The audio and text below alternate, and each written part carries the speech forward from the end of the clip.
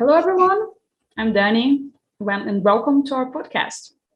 Today, Break.com talks with Mark Stone, who is the CEO of FSHD Society. If you haven't heard of them, they are an organization devoted to finding treatments and a cure for FSHD while empowering the families. And if you're new here to this podcast, press subscribe on YouTube or in your podcast app. Hi, Mark. Welcome to our podcast. Thank you, Danny. Great to be here. Well, I'd like to begin by decoding what FSHD means, because it's an acronym, right? Can you tell us about it? And it's an acronym because the disease is about this long: facioscapulohumeral muscular dystrophy. So it's a type of muscular dystrophy. There's about 8 main types, but 40 main muscle diseases. And we focus on one, and its word is a description of how it typically affects. And that word typically is key because it doesn't always affect these muscles first. But facio is the face muscle. So our families can't smile, or they can't drink out of a straw, or they can't close their eyes to sleep. It's those facial muscles. And then scapula is your shoulders and your back, your upper back. And so it's most noticeable there at the start, typically, but it can affect every muscle space and area. Some people are lightly affected on their upper torso, but their walking is labored, or some progress into a wheelchair and really are very, very immobile. And it's genetic in its cause, meaning that 1 and 2, it's an autosomal dominant, and that's about as technical as I'm going to get today. But the dominant gene means that when I have 2 kids, one of them are more likely to have it. So 50% of your children on average will get it. So it's passed on from generation to generation. Although about 33% of the cases are de novo, just spontaneous. So really, anybody can get it. There's about 1 million people worldwide currently suffering with it. There's no treatment, there's no cure, but there's hope. There is hope. Well, it's really good to hear you say that, because when you speak, I try to put myself in the shoes of someone receiving this diagnosis, and it might sound very scary. I feel like it's scary, and I have 2 kids myself, and I can just imagine what if I carried a gene that I passed on to my children that caused them some form of disability, and that and the kids looking at their dad and seeing him decline, knowing that was probably their future and fate too. Mm-hmm. It's heart-wrenching. And our families worldwide, obviously, are passionate to do absolutely anything and everything they can do to stop this disease, to find treatments, and to find a cure. I can imagine. And just out of curiosity, how common is this disease? Because it might sound like a super rare thing, but I have the feeling that it's not such a rare condition. Yeah, well, it's classified rare by the classic standards of 200,000 people or less in America. In the United States, for instance, have it, but there's 1 in 8,000. So you get in a football stadium, and you can say U.S. football or European or Brazilian football, and with 80,000 people, you just do the math. And mm-hmm. There are that many people in that stand that probably have that. So while it's rare, it's more common than you think. Yeah, I can see that. And how has the FSHD Society has been working to help families and people with that condition? Well, we are what's classified as a global research-focused patient advocacy group.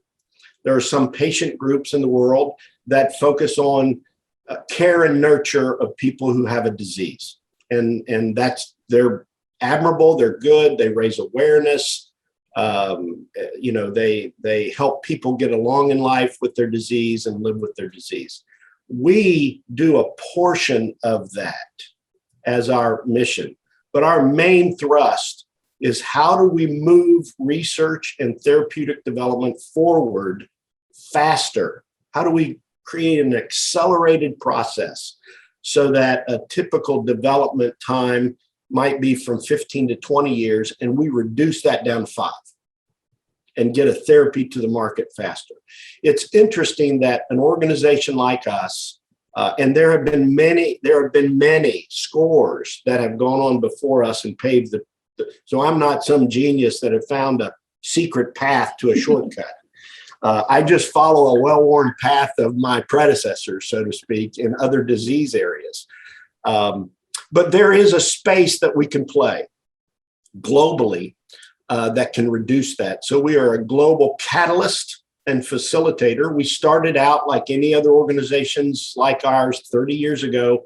We raised money to fund researchers, to build the field globally, and to raise awareness. We've invested well over $20 million or more in that time in researchers and finding the cause, which we funded a project to find the cause. We found the one gene defect. And since then, the therapeutic development has become very rapid. In my naivete sometimes, I think that if you find a cause, you can find a cure. And wonderfully, in 2010-11, our scientists found a cause.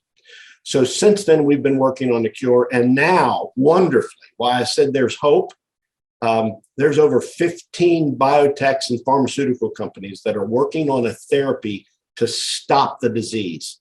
We've got a clinical trial starting, a phase 3, which is the last phase, that actually is purported to stop disease progression.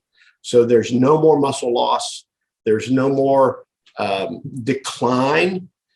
You take a pill every day or a shot every day or whatever, and it literally stops the disease in its tracks. So we're very, very hopeful there, but it's been a history that has begun to accelerate now that we're in the drug discovery and development process. Again, an organization like ours, there's and I don't want to go too deep into it, and I know you have more questions, but in the States anyway, the funding for basic research, trying to discover causes and pathways, is pretty large because the government funds that in part, and we have some through our history.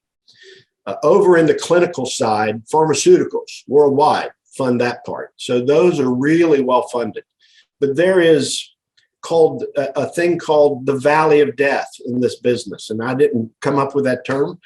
And it's where all good ideas from the research bench go to die because of lack of funding and emphasis and follow through. So we're trying to fund tools.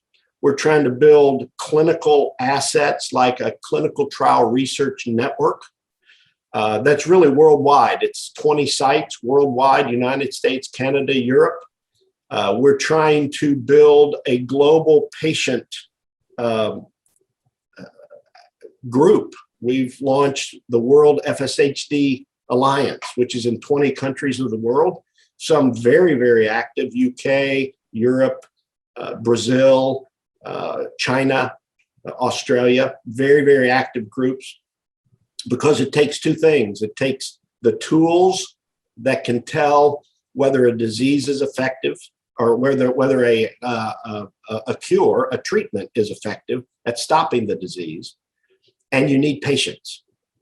And many, many, many clinical trials fail because of either they don't have the tools to measure the effectiveness of the therapy, or they don't have a patient. And so we're out to plug that gap and to stop that. And that's where all of our focus is now. Wow, thank you so much for sharing all those details. I think it's a brilliant thing. I'm so happy to hear that you got such a progress so far. And also, I think it's right now it's vital to talk about first the process of science, and letting people, trying at least to help people understand how scientific process and how scientific discoveries happen. That is not just one person on the lab. There is a bigger network that has to be in progress. But also, I think we are globally in a moment of such a high skepticism about science, right? And how we can help our health. So see such an important progress and such a massive, I would say, result, because being on phase 3 and be able to stop the progression of the disease, it's truly amazing. It's brilliant. It's fantastic. I'm really happy to hear that. Well, yeah, somebody asked me what keeps me awake at night, and I've seen it happen before. I've been in this type of business for about 20 years. And what keeps me awake at night is to have a therapy that works and we not be able to get it to the families that need it because of something in the clinical process that goes, and that has nothing to do with drugs effectiveness. Yeah. In another organization, we had a drug that was effective and we just couldn't recruit enough people to try it on. And so the company stopped the trial. And every 6 weeks or so, I got a call from a guy who was on it. He was better, and he relapsed when they stopped the trial, asking me if I could somehow get the drug, and I couldn't. There was just no way. And so I don't want to see that happen here. And so that's why we're working so hard in that what's called preclinical, pre-competitive area, that all pharmaceuticals we're working with need these things to happen so that they can measure the drug's effectiveness and it can get to the families fast. And that's really how, as I was mentioning, you shorten that time frame. When I arrived here, I've been here almost 5 years. I did a real quick landscape look. They say that every leader's responsibility, the first responsibility, is to define reality. And the last one is to say thank you. And in between, you are both a servant and a debtor. And so that's kind of how I live my life. I'm in that in-between stage now. But when I first came here and defined reality, I saw, based on my past experience, all of the pieces like a puzzle on the table. And I thought, all the pieces are there to form the picture. We just need to put the puzzle together now and get them working together. And so I actually did something that people have called me crazy about, but I said, by 2025, we will have a therapy that stops this disease to our families through all the regulatory environment of the EMA and the FDA and all of the other A's that have to kind of approve it through the clinical trial process, which can be years long. And at that time, while it was an aspirational goal that rallied a patient group worldwide, and we've tripled the number, it was also attainable. So it just wasn't a hope so. And somebody asked me just last month, do I still hold to that 2025? And I said, when I first made the statement, criticized as it was, I said, this is aspirational, but I believe it's attainable. Now I just think it's attainable. And so lots of things have had to happen. There are some things that were in our control that we've moved forward with. There are other things that other people had to, and companies had to fill in the gaps. And we were working hard just to get them to do that. Nobody knew that a global pandemic would happen during that time back in 2017, 18, but we have progressed forward. Our constituents are second to none in their commitment and their resolve and their support. We have created during that time frame, again, a global network, both here in the States through 33 volunteer-led staff resource chapters, as well as 20 patient groups that are in 20 countries all around the world. So we're doing our best we can to get there, so to speak, on behalf of our families, because as I told one family this past year, as I sat across from them, I've been here long enough to see the disease, which sometimes progresses pretty slow. So you lose function over a big time frame.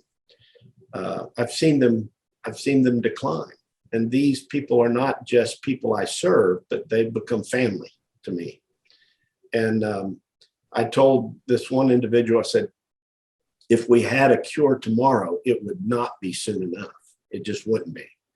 And so that's what drives me.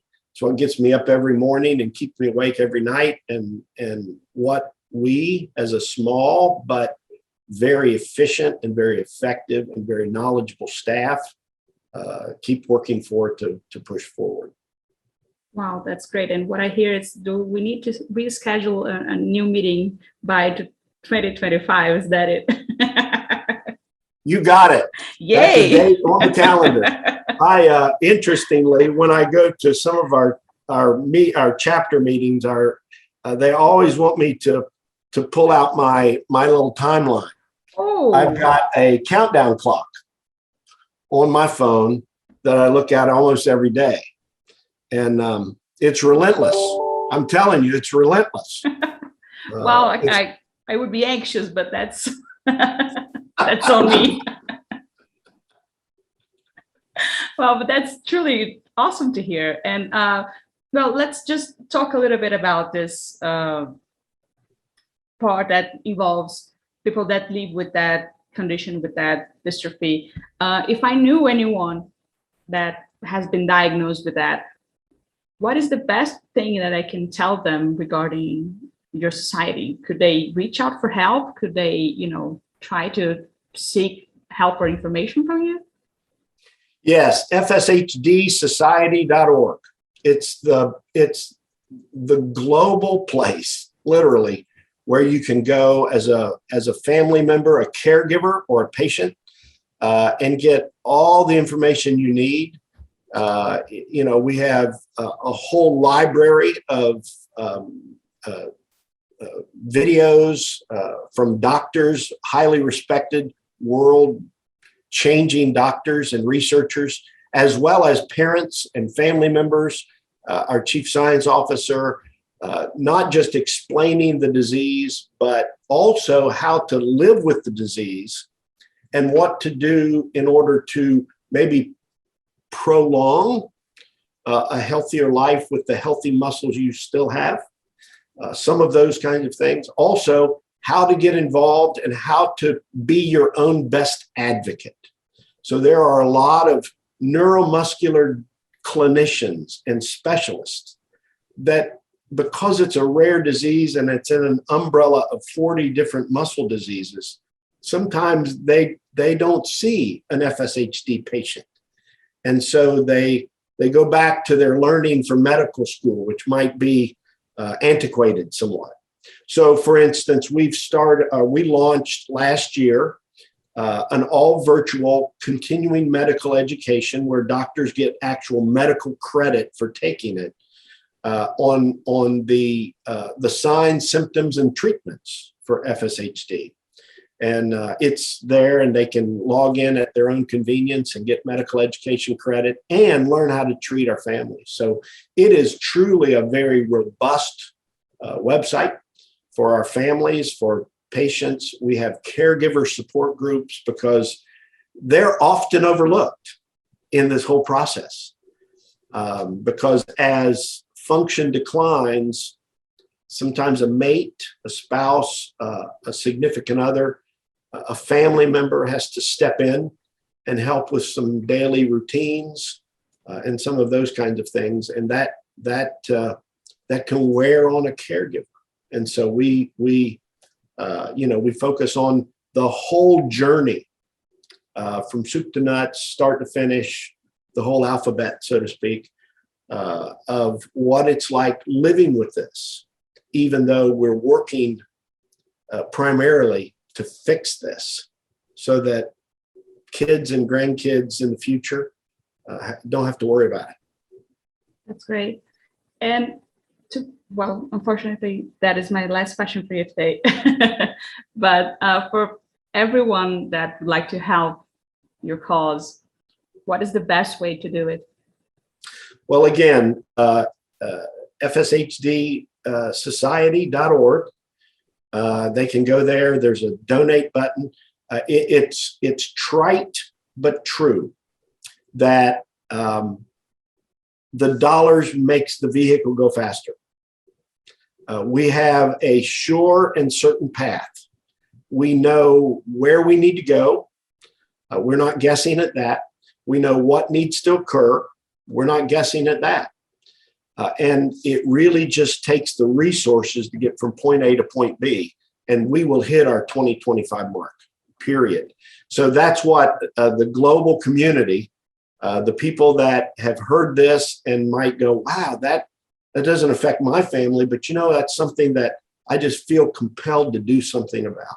That's what they can do. They can go to FSHDSociety.org or mark.stone@FSHDSociety.org, and then just reach out and send me an email, and we can connect that way. Wow, thank you so much. Yeah, it was truly a pleasure to have you here, and this has been a great talk. Thank you so much for the opportunity to share my passion and my work on behalf of so many great people, 1 million people worldwide. No, truly our pleasure. And for everyone listening, also, thank you. And if you enjoyed this episode, please press subscribe on YouTube or in your podcast app, because that will show the algorithms that this is an important conversation, so more people can learn about the importance of the FSHD Society. Thank you, and see you at the next episode.